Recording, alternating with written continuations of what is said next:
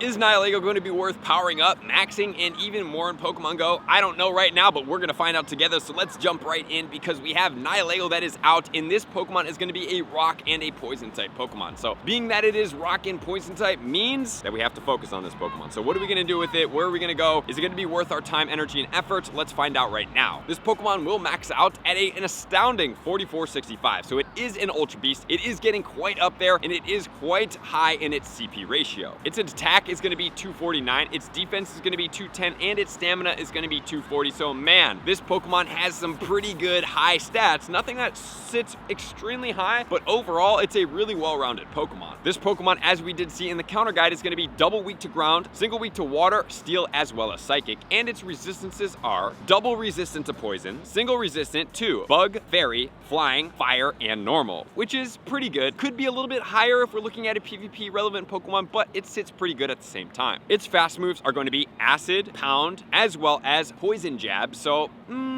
I really wish it would get a rock type move to really make it get into that rock type category. Unfortunately, it does not. And as far as its charge moves, it's going to get 2 poison and 2 rock. As far as its poison, it's going to get Gunk Shot and Sludge Bomb. Pretty good moves for the poison category. And then for the rock, it gets Rock Slide, which is really good. And then it also gets Power Gem. So with that said, now we're going to check out Nihilego. What's going to be its best moveset that it can get? Because it is going to be able to get, obviously, different movesets, but what's going to make it the most powerful version of itself in Pokemon Go? We're going to check out DPS, damage per second times TDO, total damage output, to see where this Pokemon does sit. All right, number 1, we have Poison Jab and Sludge Bomb at 2814. We have Acid and Sludge Bomb at 2689. And then down the list, but for the Rock Slide, it's going to get Poison Jab Rock Slide combination at 2255. So unfortunately for this Pokemon, if we are looking at an all rock type, it is kind of sitting a little bit lower than I would ideally want it to be. 2500 in certain categories is going to work, and 3000 is going to be really cool. However, for a poison category, it does look really good. However, poison is not usually the most used thing that we do see. However, it could come through here. So now let's check it out against poison type Pokemon, and then we will go into the rock type category, but we cannot really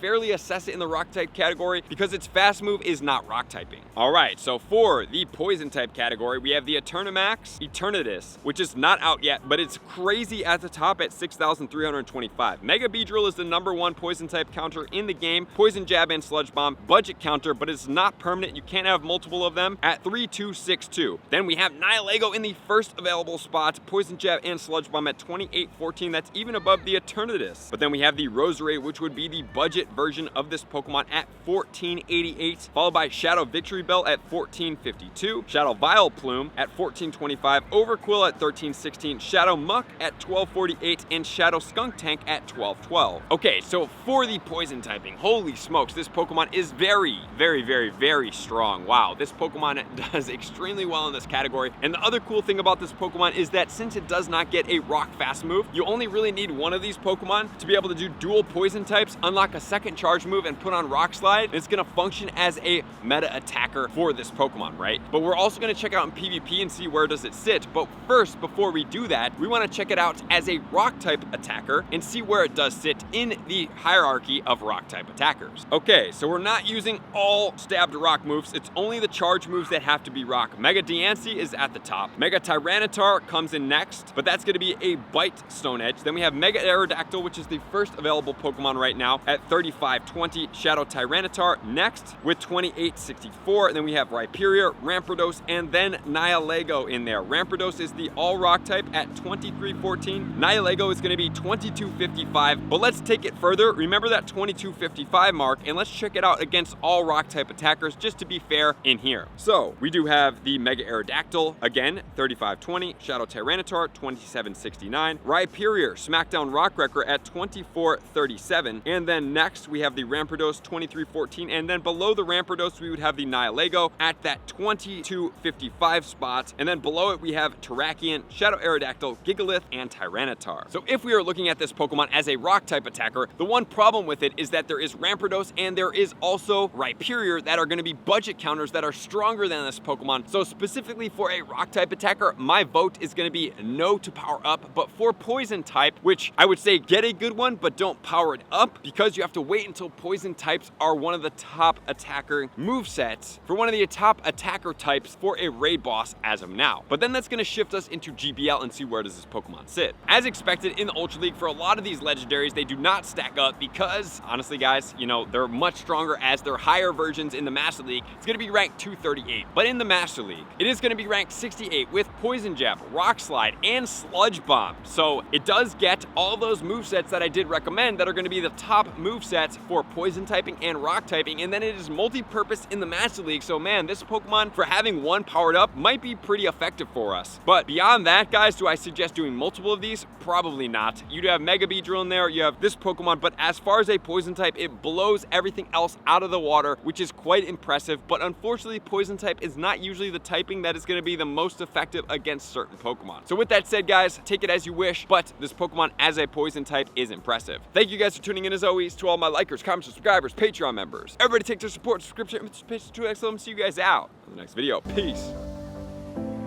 I want to take this time to thank everybody who supports me in every facet. It means the world to me, and an extra special thank you to all my Patreons.